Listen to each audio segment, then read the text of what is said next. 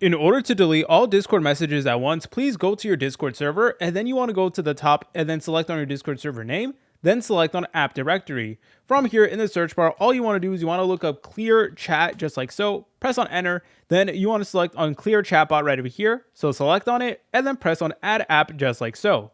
Then you just want to make sure that you add it to your server. Make sure to select on the correct server. Then press on continue, select on authorize, and then you are good to go. All right, then once it's a success, go ahead and press on go to server. And now all you want to do is you want to go to the top menu one more time. Then you want to select on server settings.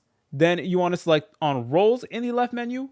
Then you want to go ahead and find clear chatbot and select on edit. And then you want to go ahead and select on permissions right here. And then you want to double check that over here where it says manage channels that it is turned on. And then afterwards you can press on escape.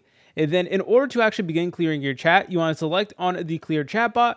And then you guys have this option that says clear all that will basically clear the entire chat on your server. If you guys found this video helpful, make sure to leave a like and subscribe. I'll see you in the next tutorial.